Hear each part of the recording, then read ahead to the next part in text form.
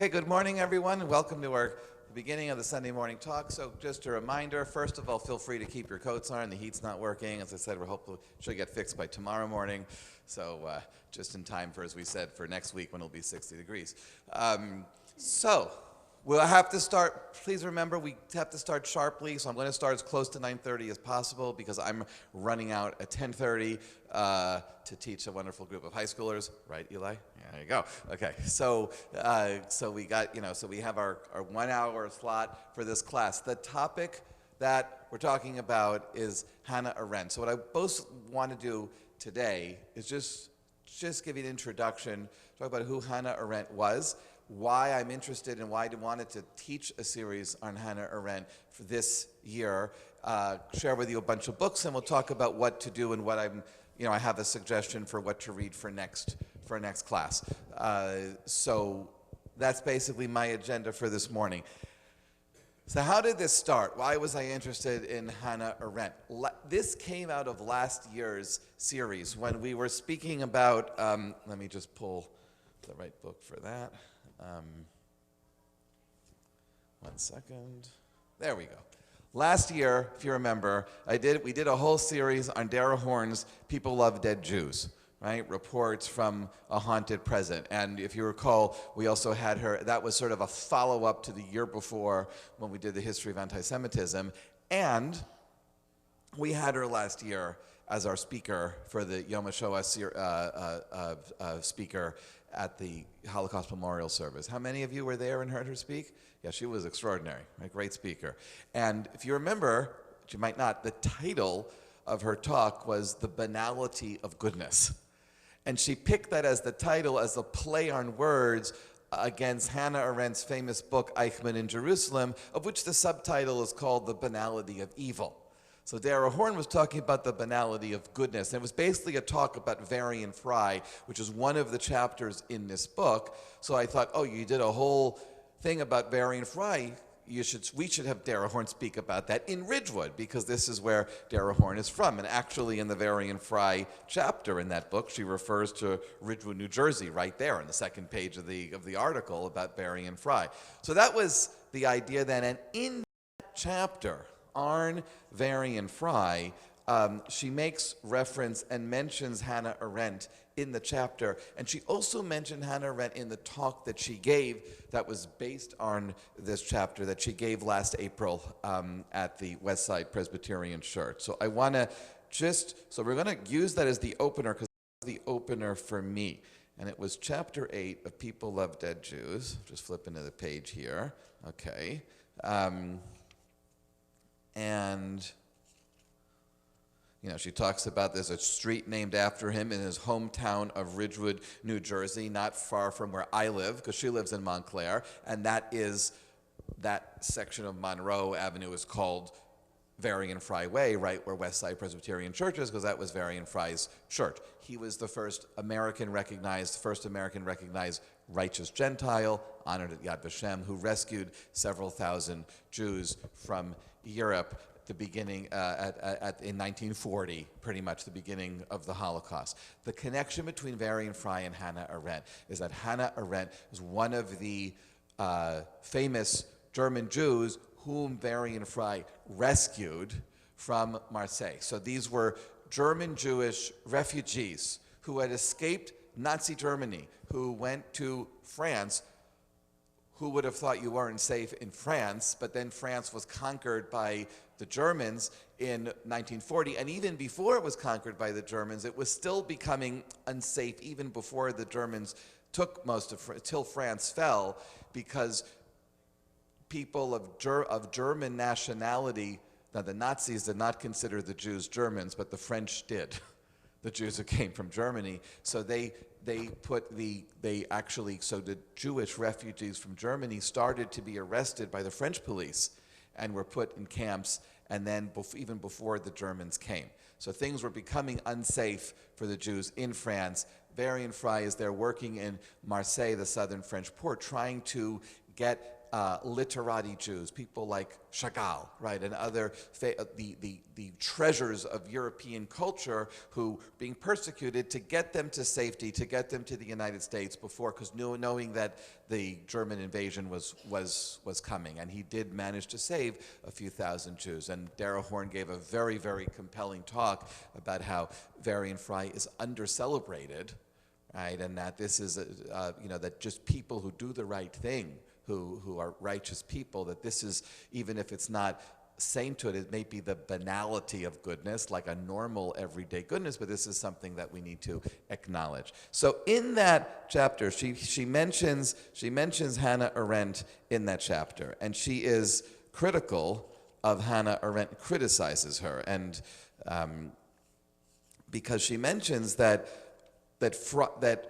Varian Fry generally was not even acknowledged so much publicly by the people that he rescued, and she saw that they didn't acknowledge him.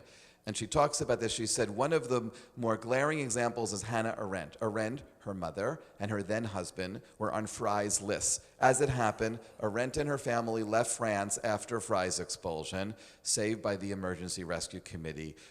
Remaining French staffers before the committee itself was shut down by the Vichy police. The Vichy was the French government in the south of France that was basically the puppet Germany, what worked with the Germans, because France was split. The northern part of France was occupied by the Germans. The southern part is called the Vichy government that worked with the Germans. Yet despite spending a lifetime writing about the philosophical implications of fascism, Arendt never once acknowledged in a single public word that she owed her life to Fry's committee, nor it appears even in a private one. And then she mentions a private correspondence between Hannah Arendt and Mary McCarthy, one of her friends, where they're writing about her escape from Europe, and she doesn't mention, and Mary McCarthy says, she says, I met Varian Fry at some party, he's crazy, and Hannah Arendt didn't really respond to it. And Dara Horn is criticizing Arendt that even here in a private correspondence, why didn't she say, oh, he's the guy that rescued me? There was the Netflix program last year. It was terrible, I thought, but it's based on the Flight Portfolio, the Julia Orange book. That's a wonderful novel. Usually we say the novel's always better than the movie. In this case, definitely. But there's one scene where Varian Fry is speaking with Hannah Arendt in the series, and she's like sitting in the kitchen and she's working, and they have one interchange there. So there is a young Hannah Arendt there in the Netflix series that came out last year. So she criticizes him, and then she remembered that, Dara Horn. She criticizes Hannah Arendt for not acknowledging Varian Fry, and that's why she called her talk that she did for us the banality of evil, of goodness. So we had that talk in Westside Presbyterian Church in April, but earlier than that, we were teaching this, I was talking about this, we were reading this book all year last year, and and was talking with Dara Horn a few months before, setting up all the details of that major event that we had in her speaking. So as I was reading this, saw her criticize Hannah Arendt, I thought to myself, and I said, she's criticizing Hannah Arendt. Heard of Hannah Arendt, I have some of her books on my shelf, and I had to, and I'm making a confession here, it's too bad this is being recorded. I never read Hannah Arendt. I never read, so I went to my shelf, and I had, so I picked up where is it? Here it is. I had an old copy of Eichmann in Jerusalem, a report on the banality of evil. And I had some other of her books that I just collected at random library discard sales and things like that, So I happen to have had this book. I always write in my books when I bought it and where. Apparently I bought this in Bradford, New Hampshire. I don't know I must have stopped at some used bookstore there. And in November of 2001. And then I never touched it until 2023 when I opened it up and I said, I should look at this book. So I opened up the book, and I'm saying it's kind of I have a PhD in modern European history. I never read Eichmann in Jerusalem. This is embarrassing. So I opened up the book to take a look at it. And I opened the book, and what does she say in the very beginning, the note to the reader? It says, note to the reader. This is a revised and enlarged edition of the book which first appeared in May 1963. This edition comes in 1964. I covered the Eichmann trial at Jerusalem in 1961 for The New Yorker, where this account, slightly abbreviated, was originally published in February and March 1963. The book was written in the summer and fall of 1962 and finished in November of that year during my stay as a fellow at the Center for Advanced Studies at Wesleyan University. Okay, I went to Wesleyan University.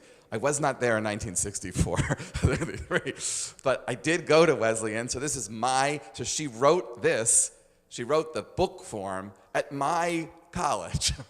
and then I'm, and I'm at Wesleyan, so then it's like, how this is meant to be. This is like someone is banging on my head saying, why have you never read this book? So, and then I happen to have been at Wesleyan one day and I start reading it, and I was picking up Lawrence, who goes to Wesleyan. I saw, and I'm sitting out there. It's a beautiful open field, like there was a nice day, whatever. And I just start reading Eichmann in Jerusalem, thinking she probably edited it right over there. So that's how I started reading it. And then I got most of the book then and read in February last year, because I went to go, as you know, I go once a year I teach for a week in Berlin. So I just grabbed this with me, and it was an extremely, very weird experience reading Eichmann Jerusalem in Berlin, which I did. I also, one of the things I do besides teaching at the seminary is I was not there at the time, but I was just last month, spent 3 days in a suburb of Berlin called Wannsee. So there's a whole chapter in here about Eichmann and the Wannsee conference. He was the staff person at the Wannsee conference. So I'm reading this through in Berlin, thinking out, and I've always sort of avoided reading Holocaust history stuff because, as you know, it's depressing, right?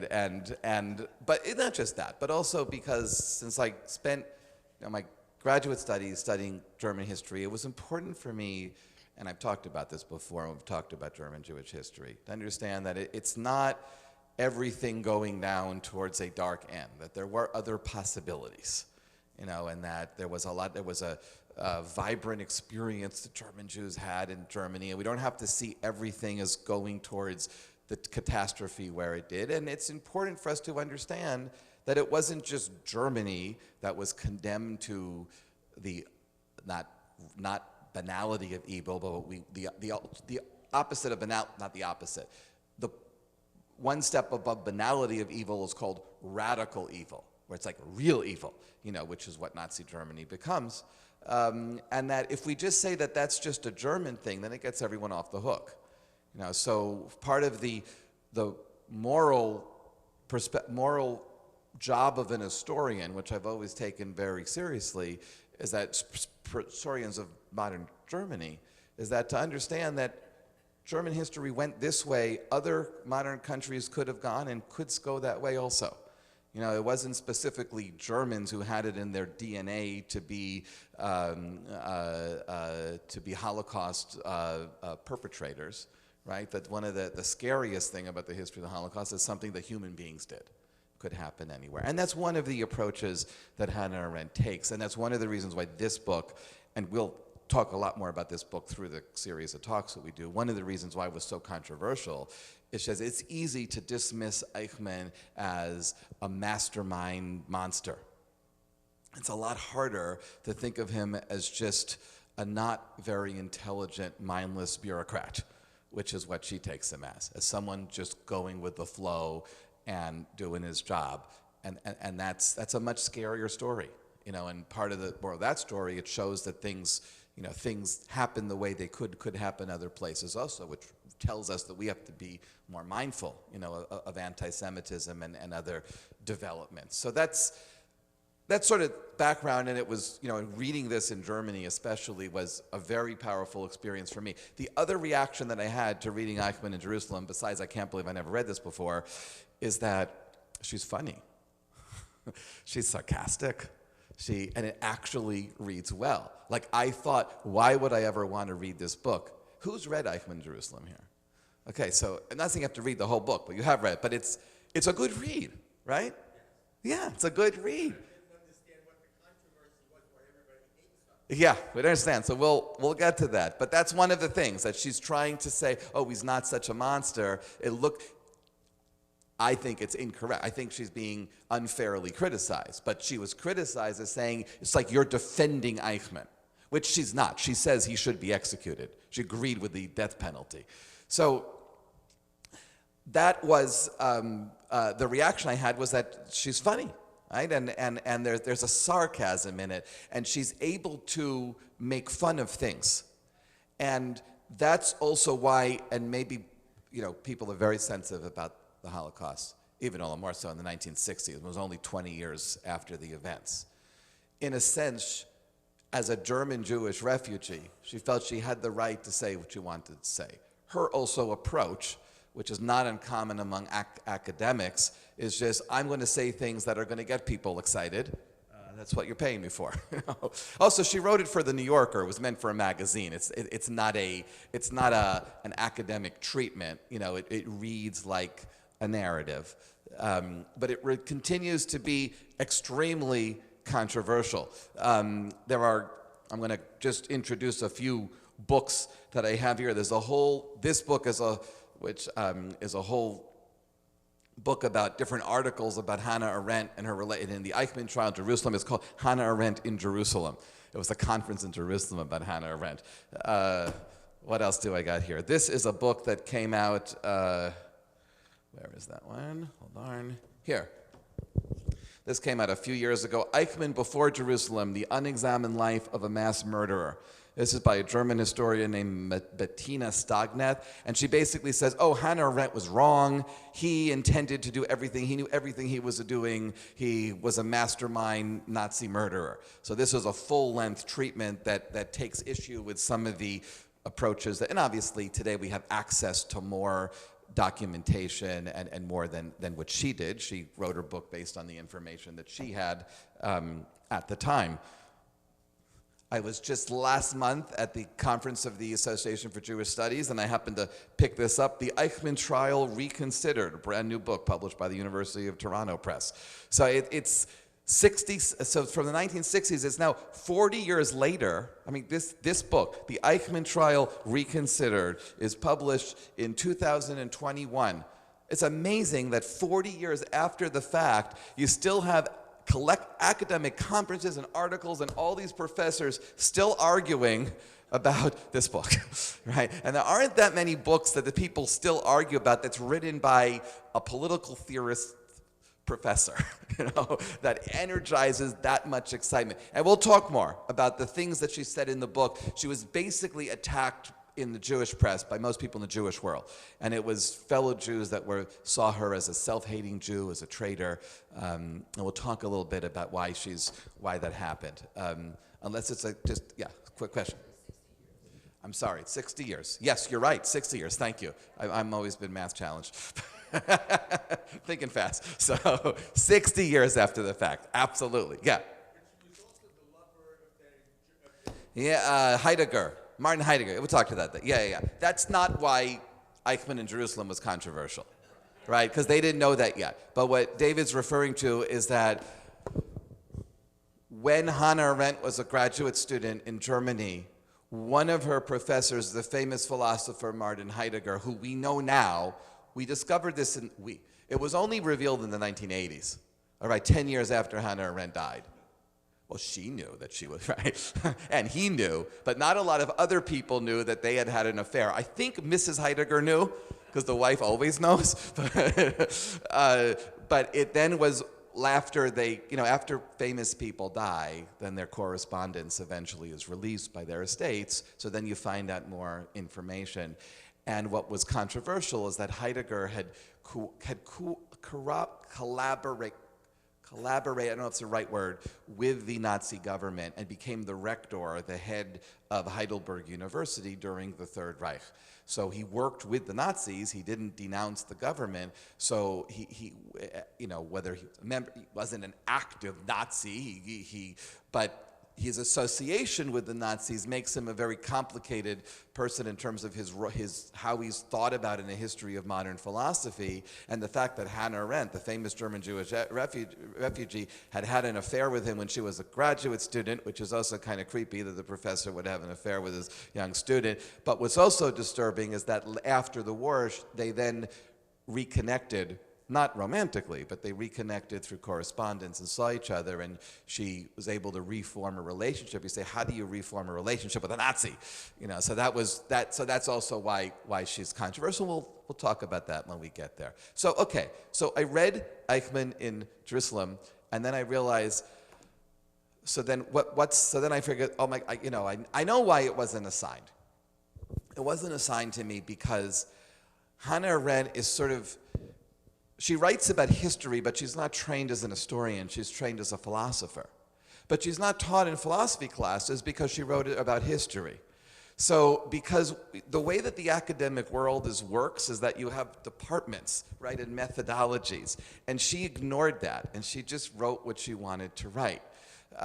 So I was trained as an historian. Historians were very jealous of our field. We saw she's not a real historian. So that's why we just didn't assign her. So, and I don't know how much, she's probably read more in political theory courses there, but because I wasn't a government major, wasn't a poli-sci major, I didn't really encounter, I did not encounter her in my history training. But I know that besides Eichmann in Jerusalem, so what's the most famous book that Hannah Arendt wrote? Well, that is this. Huh?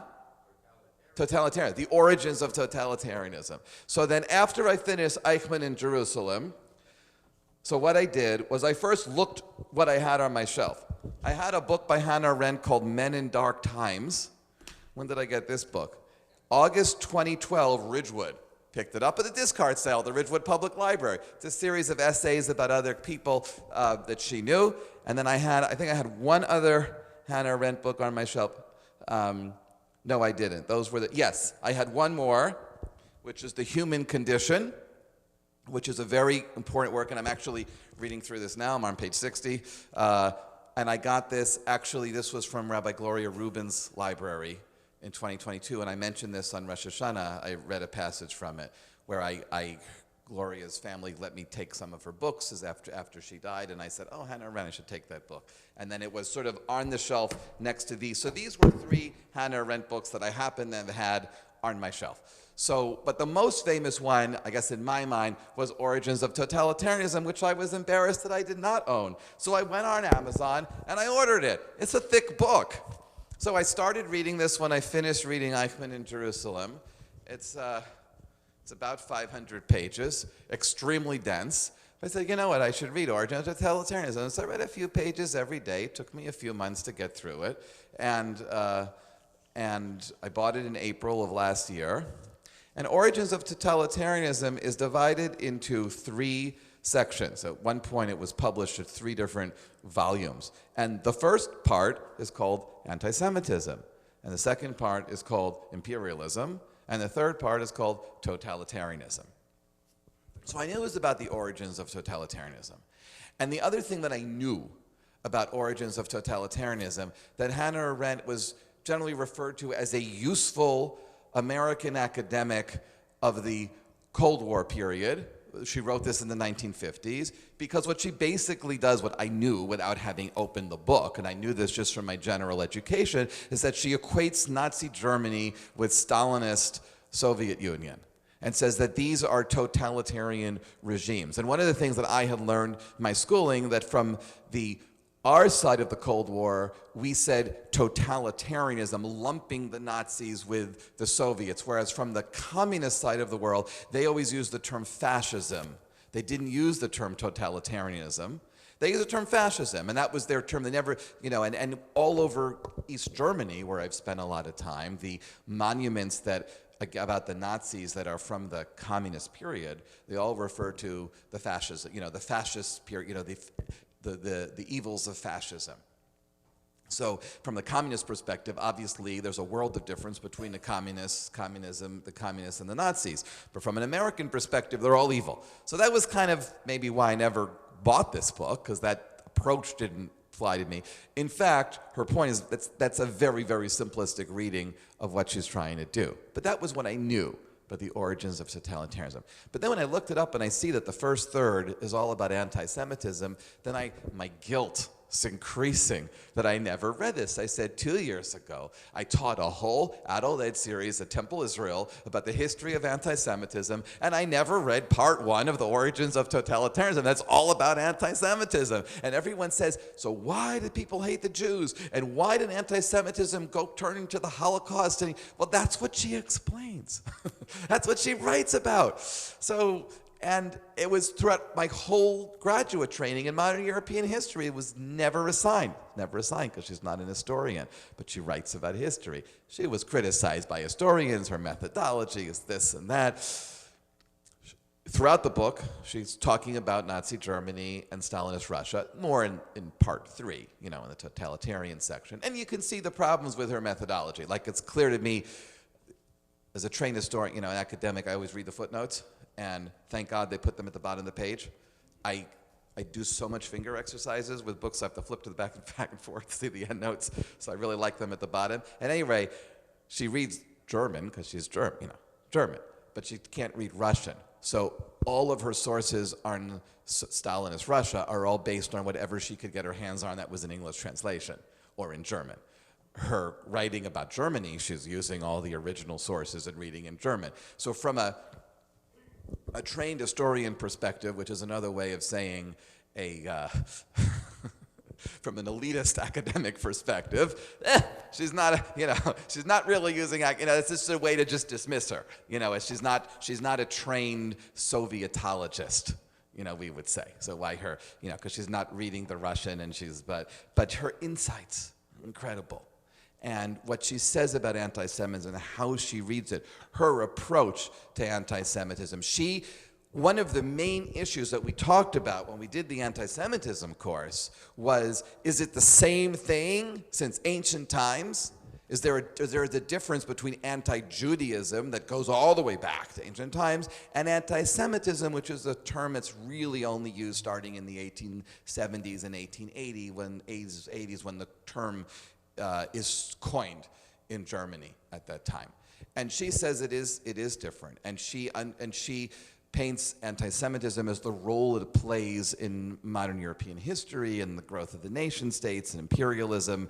And then she shows how it's then why it becomes an important tool of the totalitarian regimes, why and where the ultimate sort of end of human civilization is the death camps. And she writes very personally because she's a refugee from her country that took away her citizenship. So we'll spend some time in talking about what it's a very complex argument that she has, but what some of the points are and some of the insights that are. We're definitely not going to read through this; it's too thick. But we'll look at some selections and talk about some of her main ideas. Quick question, yes. It's the 1950s. I mean, there are different, the last edition is 67, because she kept revising it, so there are 3 main editions, 1958 and then 1968. So, yeah, I think the last edition is 1968 is the last edition. Just parenthetically, so Yeah. since I majored in philosophy, Okay, did you read her? we did read her, but we read her philosophy, and I'm not sure if we You read The Human Condition? Yeah. The thing of it is that I never read Eichmann in Jerusalem because those books were not assigned. Right, because those aren't philosophy books. But historians would never have assigned it because they're written by a philosopher. So that's why. So that's why. No. My point is that Eichmann in Jerusalem was never assigned because Yeah. it wasn't considered her philosophy. Yeah. Her philosophy, as I recall, was pretty dense. Yeah. But nevertheless, there are ideas that connect in. I mean, there are, and she revises her ideas through it without. The other Hannah Arendt books, so there is, here. Okay. Arendt Revolution. This is she writes about America and about how the American Revolution is a good revolution as opposed to the French Revolution, which failed. And there's a lot of political theory in this book. This is a series of essays called Crises of the Republic. Really good topics: lying in politics, civil disobedience, on violence. This is a series of essays called Between Past and Future, where she writes about, really key concepts. What is tradition? What is authority? What is history? What is freedom? Education, truth in politics. It's a great book. And then the last book that she wrote is called The Life of the Mind, which is more straight philosophy. Yeah, and the problem with The Life of the Mind is that because the human condition is all about the activity, in the world. She makes this distinction between what's called the vita contemplativa, right, the life of thought, versus the vita activa, the life of action. And she's always saying that, we have to engage in politics. So here she writes about the life of the mind and contemplation. The problem is it's published posthumously and she didn't finish it. And she didn't finish the last part. So it reads it's incomplete. And I haven't gotten here yet, but it's in the pile. So those are her works. The other major book, and there are other books of essays that are collected posthumously after she died. Her first book is called Rachel Varnhagen, The Life of a Jewish Woman. So this is what we're going to talk about in 2 weeks, which is the next class.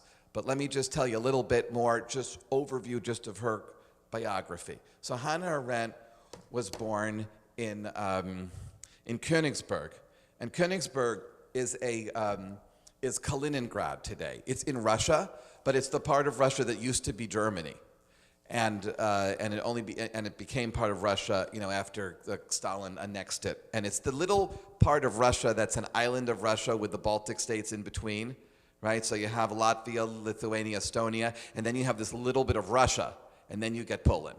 That little bit of Russia there was Prussia. It's called East Prussia. The Russians don't call it that, but it's called, and Germans call it Ostpreußen, not East Prussia, the same thing. And the city there is Königsberg, which the Russians call Kaliningrad. It's called Königsberg because Königsberg means king's town, and it's where the king of Prussia was crowned.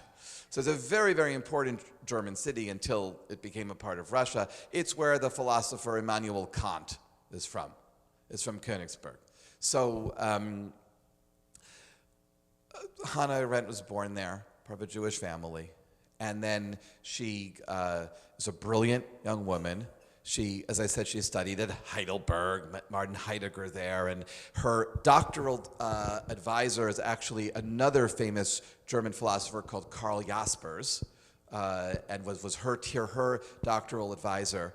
And she wrote her dissertation on St. Augustine, which is also fascinating. This is a young Jewish woman who earns a PhD in the early 1930s in Germany, writing about the most important Christian saint. And so this is just telling you just extraordinary about who she was and how she was, chipping away at that glass ceiling. And then this is a biography of a famous Jewish woman called Rachel Varnhagen. She wrote this as what's called her, in German they call it Habilitationsarbeit, which is, in Germany, you're supposed to write a second book in order to start your academic career. The first book is your dissertation, your second book. In America, we call it your tenure book. So if you want to get promoted to associate professor, you have to write a second book that's an original contribution to scholarship. In order to get that promotion, it comes later in career. In the German academic world, you have to do it earlier, like right after your dissertation. You're supposed to start working on your second research. And she researched this woman, Rachel Varnhagen. Rachel Varnhagen lived in the end of the 18th century. And she's important in German Jewish history because she had a salon. And a lot of famous people would come and schmooze with her in the salon. And it was this sort of moment where it didn't matter who you were. It was like this open society where you talked all these ideas, and she met all the famous philosophers and thinkers, and she wrote journals, and she wrote letters, and her letters and her journals were filled with all, not just about the ideas of the people she met, but also her reflection on her life. So what Hannah Arendt was doing for her second book, after the first book on Augustine, is that she's read all the journals and the correspondence of Rachel von Hagen, which her husband wrote and actually published, Mr. von Hagen, after Rachel von Hagen died. I think she dies in like 1806 or something like that, or a little later than that, maybe 1820s, but not after that. I don't remember off the top of my head. Her husband was about 15 years younger than she was, and he published, in the 1830s, published von Hagen's correspondence. So Arendt puts it all together and writes a biography of Rachel von Hagen, which is what this book is. It reads, and if you want to read a whole book for 2 weeks from now, then read this. Otherwise, I'll show you where to get, you can read an abridgment of it. It's short, it's 200 pages. And it reads sort of like a 19th century romance biography. It reads like a novel. There's no footnotes in it, and I'll explain to you why in a minute. And it's very free-flowing. And part of that is Arendt's style. It's not clear when she's quoting from von Hagen and when she's giving her own view. It kind of flows in and out. It also follows all of Rachel's romances and all her affairs. And she sees this guy, and then she has an affair with this Spanish guy who's like all like fun boy, but then he kind of leaves her and goes off, and then she's in love with this person, and he's not into her, and then it follows her whole soap opera of her life, and life of from a moderately well-to-do Jewish family, and a lot of people will point out that a lot of the biography of von Hagen is sort of autobiographical of Hannah Arendt, that she's accepted in sort of the intellectual elite of German society, but yet not fully accepted because she's Jewish. And the interesting thing about von Hagen is that she was an assimilated Jew, like Hannah Arendt was, you know, and she just wanted to be a part of the German culture and society, and she marries a non-Jew. Rachel von Hagen does. Hannah Arendt's second husband is non-Jewish also, but yet Rachel was unlike Hannah Arendt, Rachel von Hagen at one point baptized, which was not very common for educated Jews at the end of the 18th century, but at the end of her life, Rachel von Hagen says, and this is quote, she says that here,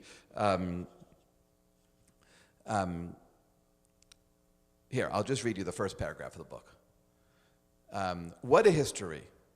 This is what von Hagen, apparently what she said on her deathbed, recorded by her husband. What a history, a fugitive from Egypt and Palestine. Here I am, and find help, love, fostering in you people. With real rapture, I think of these origins of mine, and this whole nexus of destiny, through which the oldest memories of the human race stand by side with the latest developments. The greatest distances in time and space are bridged. The thing which all my life seemed to me the greatest shame, which was the misery and misfortune of my life having been born a Jewess, this I should on no account now wish to have missed. And that's what Rachel von Hagen says at the end of her life, recorded by her husband. Sorry, she dies March 7th, 1833, exactly 100 years before the Nazis come to power.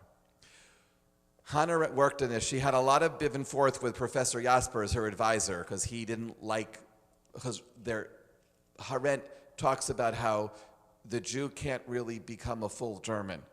And Jaspers didn't like that. Jaspers was her professor, who was not Jewish, although Jaspers' wife was Jewish. Okay, so, and then the Nazis came to power.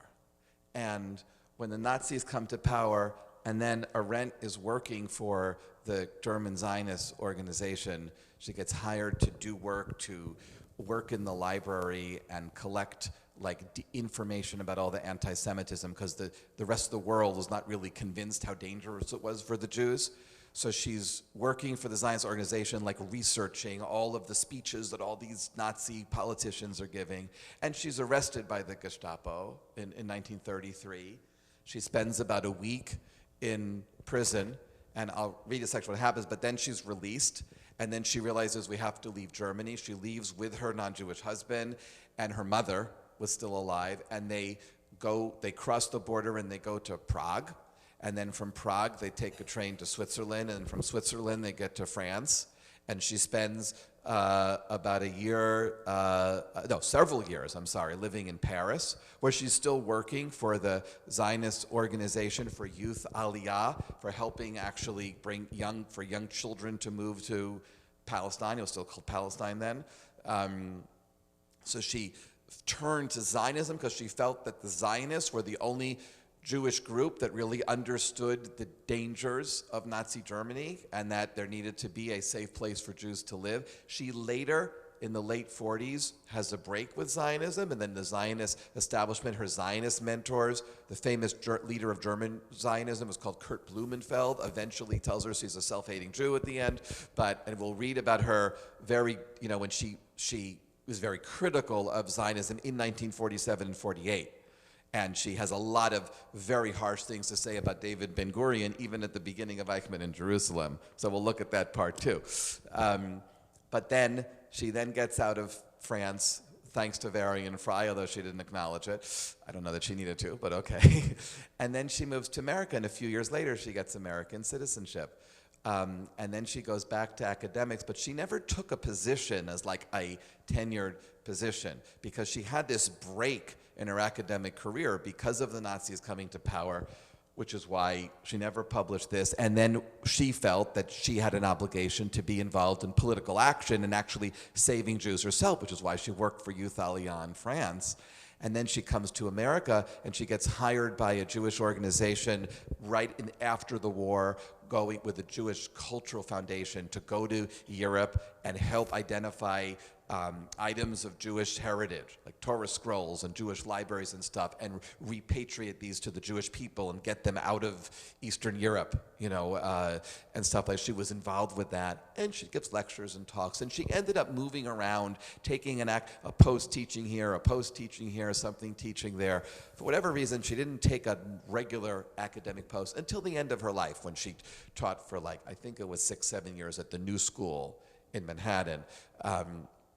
Which was really founded by German refugees also, so she fit in there very well.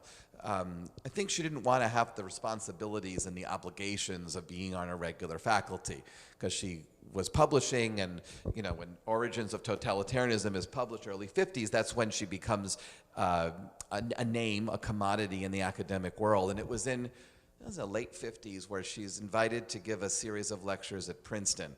And this is just an example of the sparkiness of her personality. So she was interviewed, I think by the New York Times, by giving this prestigious lecture at Princeton. And she was the first woman who was giving this talk there at Princeton. I'm sorry, I forget the name of the series, what it was. But it's an endowed lectureship. And the reporter asked, Dr. Arendt, how does it feel to be the first woman giving this lectureship at Princeton?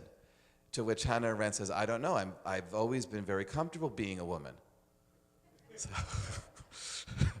So this is an example of her, the feistiness of her personality. But it's funny, but there's a bite there. It's saying, you think it's strange because you're a man. Why should it be strange to me? So then, this is only published later in life. It's published in the, I think in the 1960s in England and in German, and then it had to be she wrote it in German because it's the only book she actually wrote in German, because once she moves here, she starts writing in English. And one of the reasons why she's hard to read is not just because it's philosophy. It's also that her sentences are very long because she's thinking in German and writing in English. So it's not her native language. This was translated to English because she wrote this in Germany, and she brought it out. It was in manuscript, and for about 10 years, she thought the manuscript was lost. This was before the cloud, right? And then she had given it to someone to get to America. Then later, she found she was reunited with the manuscript of her book, and then it was translated into English, and it was only published sort of in the last 10 years of her life. It was published 1957, the translation, and then I think, and then the later edition, the American edition at some point in the 1960s, was finally published. And so it came out much, much later. And we're going to read about what I'll talk about that in 2 weeks. So that'll be first talk, because this is about her thinking about being Jewish really before the Nazis come to power, even though she only publishes it afterwards. And what she sets up, and there's other essays where she talks about this idea, she says, if you're a Jew, you could either be a shlemiel or a pariah. Right? The shlemiel is the Jew who tries to pass off not being Jewish, right, and is uncomfortable being Jewish. The pariah is the Jew who embraces being different. And that's where she goes. And she says that Rachel Varnhagen struggled with this her whole life, which is also a reflection on Hannah Arendt. That first you're trying to fit in, and then you realize that you can't fit in, and it's okay to be a pariah. And Hannah Arendt is not only a pariah as a Jew among non-Jews, as a woman among men, but also as a Jew among other Jews, because she got people angry with all the stuff that she said. Now, other books by Hannah Arendt. So I was most interested, the first major biography of Hannah Arendt, which I bought this, I'll start April last year, is a big, thick book called Hannah Arendt for Love of the World by Elizabeth Young Bruell. Elizabeth Young Bruell, actually, she died, she's no longer alive. It says here, now she doesn't because she's deceased, practices as a psychoanalyst in New York City and on the faculty of Columbia Center for Psychoanalytic Training and Research. Did you know her for your time? Yeah.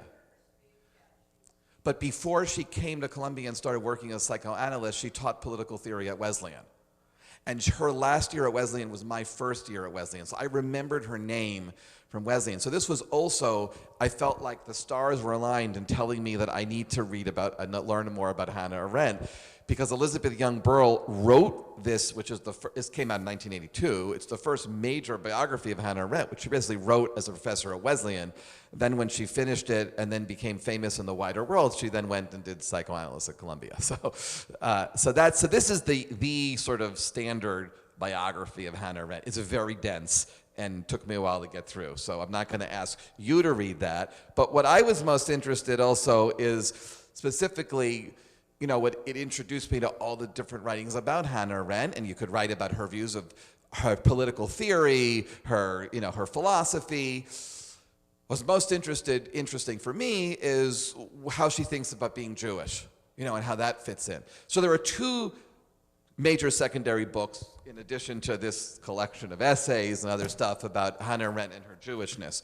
So I bought them both, and I read the one that was published first in 1990. It's by a German-American scholar, Dagmar Barna, who's also now deceased, called Visible Spaces, Hannah Arendt and the German Jewish Experience. Very, very dense. I learned a lot from it, but I'm not going to ask you to read it. This book, though, was much easier to read.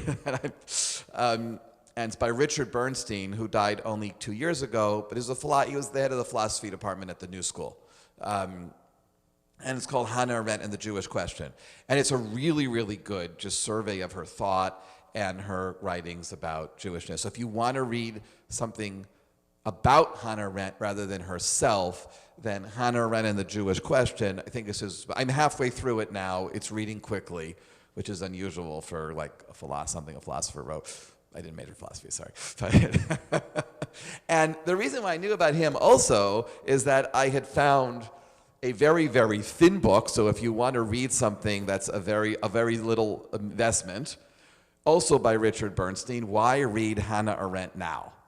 Okay, it's a very, very short book. It's 100 pages with very few words on the page, published in 2018, so pretty recent. One of the last books that he wrote before he died. A very brief summary of her thought and why she's still relevant. Hannah Arendt died in 1976.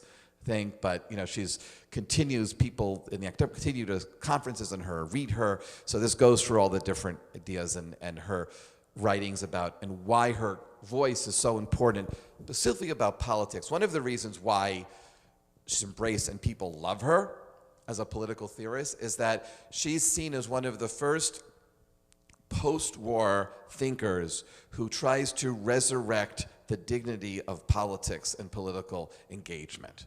When you think, look what happened in the world, World War I, World War II, the Holocaust, politicians are all corrupt. She said, no, politics, that's the highest form of human engagement.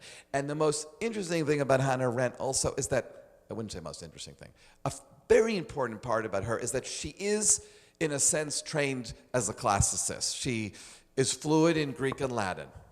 And in a lot of her political essays, I read through this book, the essay is called Between Past and Future. And she quotes Greek and Latin and German. The German I understand. The Latin I can figure out because I took Latin in high school. Who remembers? At least I remember how to pronounce it. The Greek, she does, not only do I not know Greek, it's Greek to me, but she writes it in Greek. So you may have met me. My dad is a classicist, right? So my dad is trained in Greek and Latin. So reading him, and I would say, as I go through his book, I said, I feel like I'm such an uneducated ignoramus because she keeps, quote, giving me phrases in Greek. I can't even, not only I don't know what it means, it's not like, you read Hebrew so you know how to read the alphabet and you could pretend you understand what you're reading. I can't even read it because I don't know the Greek letters. So I said, why didn't I never learn the Greek letters? So I had to keep, when I was visiting my father, which I do frequently because it's not well, I would say, what is this phrase, what does this mean? And he would translate to me and laugh and whatever. So there's a lot of Greek that you just kind of, I guess now I understand what it's like when you jump over the Hebrew. That's how I felt reading this book. This jumped over the Greek. But those are, anyway, that got me to the Richard Bernstein. So it's called Why Read Hannah Arendt Now? Or Hannah Arendt and the Jewish Question. If you just remember Richard Bernstein, it'll come up if you want to read something about her. And finally, yes? Why Read Hannah Arendt Now? Okay. There's a collection of her Jewish writings. It's called The Jewish Writings by Hannah Arendt. Again, it's very dense, and the best ones are in another book that I'm going to mention in a second. Her originally put together was a book called The Jew as Pariah. That was a collection of her Jewish writings, also after she died, put together. Then these are essays, German Jewish newspaper in New York called the Aufbau that she wrote a lot of essays for. So they were collected in that book. Then when the Jewish Pariah came out of print, then Schoken book, because she worked for Schoken Publishers, a Jewish publisher for a long time, so then they reissued it and put some other stuff in. It's called The Jewish Writings. This came out about 10 years ago. But the most useful book, and if you want to buy one book to read Hannah Arendt along with the class, read this one. It's called The Portable Hannah Arendt, because instead of carrying all these books around, you just have one. And in this book, you have an abridgment of selections from Eichmann in Jerusalem, from Origins of Totalitarianism, from The Human Condition, the most important essays of her. If you just need one book on Hannah Arendt, this is the one, The Portable Hannah Arendt. And there is, included in here, there is an abridgment of the Rachel Varnhagen article, which is, it's called Jewish and Schlemiel, page 49. So it's an abridgment. It's taken from one chapter or two there, but I'll be reading from some sections of this book, and I might have time to read a little bit for you now. You know what? Now let me do something else. So as recently I mentioned, I was at the conference of the Association for Jewish Studies, where all the different academic publishers put out their new books. And one book catches my eye, which is by Daniel Boyarin. It caught my eye because Daniel Boyarin is now retired. He's a professor of rabbinic literature at Berkeley. And his books are generally he's a very exciting guy. He's for a postmodernist. He says interesting things. This was thin. It's also caught my eye because it wouldn't take that long to get through. And it's called The No-State Solution. That's why it caught my eye also. So I figured, okay. So The No-State Solution, a Jewish manifesto, hot off the press from Yale University Press. So I picked this up. I'm reading it. I'm not recommending you read this book. He's very anti-Zionist, very critical, and he goes off on these postmodern tangents, whatever. But what I want to share about it, and I'm reading it because I force myself to read things that, what other people write, so I know what they're writing about. He has a section in the book where he mentions Hannah Arendt. And what he does, let me see if I can, just in the last minute, I'm going to find this section, because it's an example of how Hannah Arendt is misunderstood. And this might be a fun thing to, by the way, anyone like reading, just a side about this, so The Ethicist, the New York Times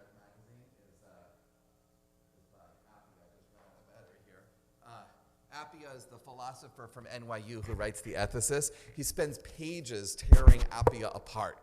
He doesn't like, because Appia is a cosmopolitanism. He says cosmopolitanism is universalism, which is basically just what makes your ethics universal. Oh, because you're a Westerner, so you think that those are the right ethics, and how do you know other people's ethics aren't? So whatever. Anyway, if you're interested in that, there's a few pages here where he tears apart The Ethicist. But Arendt, hold on a second. Okay, page 110. He has this section where he, Arendt is one of the classic examples of the category of the anti-Semite. Of the Jewish variety, to be sure, the one who both blames the Jews, as it were, for anti-Semitism, and also essentially wills the Jews out of political and epistemic existence in order to disappear anti-Semitism. When you read by Arendt, and this is somewhat true with postmodernism in general, somewhat true about academics, is that he writes English that's not English. So he coins terms and stuff like that. But okay, so he says, it must be said, and what he said there though, one of the reasons why Eichmann Jerusalem is so controversial is that, and also her writings of anti-Semitism and origins of totalitarianism is so controversial, is that she puts some responsibility on the Jews. She is extremely critical of the Jewish people for not taking anti-Semitism seriously before the Nazis came to power, not engaging in political action, which is why as a young woman she becomes involved as a Zionist. She says, that you can't let politics take their own on their own. You have to engage. That's why the Greek, I didn't say this before, the classical heritage of Greek and Latin is so important, because she says the Greek idea, Roman idea, is that the citizen engages in politics, and she's trying to show those are the roots of politics, and she wants to make politics dignified. In order to do that, she has to criticize Jews for sort of ignoring politics. So that's why she says she puts some blame on the Jews. And then he writes, it must be said, however, that Arendt is an extremely complex figure, an anti-Zionist who apparently donated money to Mayor Kahane and the Jewish Defense League when it was a local New York vigilante Jewish group. You know who Mayor Kahane was, right? It was assassinated. It was the Koch party who was advocating for the expulsion of Arab Israelis out of Israel. This can be explained, by Arendt writes, and needs to be, for it is precisely one possibility for anti-Zionism to be militant about Jewish defense in the diaspora, and this was before Kahane's own turn to, again, coining a term, Ziono-fascism. But it certainly complicates the categorization of her as an anti-Semite. Okay, Hannah Arendt gave to the Jewish Defense League? So, this is the second edition of Elizabeth Young Burl's biography of Hannah Arendt. The second edition is published in 2004, shortly before Elizabeth Young Burl died. I think she died just a couple years after that. So I'm reading the preface to the second edition. Okay, this is this is my quirks, because I read the pages that usually people don't read, and I remember things there.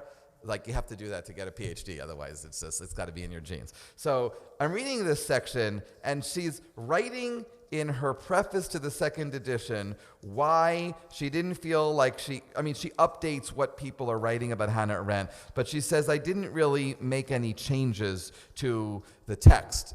She didn't revise the text. She just wrote a long preface. But this is her footnote 1 to the preface to the second edition of her biography. I want to read this to you. Another reason I have not, so not only have to read the preface to the second edition, you have to read the footnotes to the preface of the second edition, which is in small print, on page XXXV. What does she say? Another reason, you might say, why would you read this? Now you're going to find out why it's important. Okay? Another reason I've not felt prompted to revise the biographies, that as far as I know it had no, this is so typical in academic rights, as far as I know it had no factual errors of any significance except one, which had awful consequences that I deeply regret. On page 456 of this biography, I wrote that Arendt made contributions in 1967 and 1973 to the Jewish Defense League. I remember when I was a little kid, I was marching with the Solomon Schechter School of Queens in the Salute to Israel Day Parade. And then I remember my teacher, Mrs. Skopp, thought it was so cool that right behind us was the Jewish Defense League, and they're marching like this, like, you know, which is why Arendt calls them Ziono-fascists. And I went home and I told my parents, they were marching right next to the Jewish Defense League. And they said, that's not a good thing. So Hannah Arendt made contributions in 1967, 1973, the Jewish Defense League. This error, now corrected, it's the only thing she corrected in the body of the book, came about when I was editing down a longer list of organizations to which she contributed and those that she repudiated. I missed the mistake in proofreading. In fact, Arendt contributed not to the JDL, but to the UJA. To the United Jewish Appeal. She repudiated the Jewish Defense League, which in her opinion, and in that of most of her liberal Jewish circle, was a fascistic organization. She would never have contributed to it. The brilliant Palestinian literary critic, activist, and political commentator Edward Said used my mistake to argue in the journal Critical Theory in August 1985 that Arendt was unsympathetic to the plight of the Palestinians. I wrote Said. She wrote Said a letter. They're both at Columbia, Elizabeth Youngbrell and Edward Said. I wrote Said explaining how my error had come about, taking responsibility for it. But his essay, Ideology and Difference, from 1985, has since been reprinted and the misinformation spread. Now, Boyarin, when he says that Hannah Arendt supported the Jewish Defense League, he does not footnote it. But he reads Critical Inquiry. He quotes from articles from Critical Inquiry all the time. So I know, and I'll bet $1 million on it, even though I have $1 million to bet, talk to the board member, they can fix that, is that he only knew that Hannah Arendt gave to the JDL because he knew Edward Said's article from Critical Inquiry, which Edward Said did not bother to correct, even though Elizabeth Youngbrell told him I was wrong. Okay, I just give this as a little example because even now in 2024, in a hot-off-the-press book, it's saying things about Hannah Arendt, criticizing her for things that are misunderstood and untrue. It's an example of the broader picture about how she was a brilliant woman and had brilliant ideas, and she was so misunderstood, even though people try so hard. And this is just the latest example of that. We're going to see you in 2 weeks, okay? We're going to talk about Rachel Varnhagen, but I'm going to read you a little more from the very beginning of the portable Hannah Arendt. There's an interview that she gave in 1964 with a German journalist. It's very biographical, and I'm going to read you some passages there. So you don't have to do any reading for the class, but that's at the beginning of the portable Hannah Arendt, and then we're going to talk about Rachel Varnhagen. So that'll be 2 weeks from today. Okay, thanks.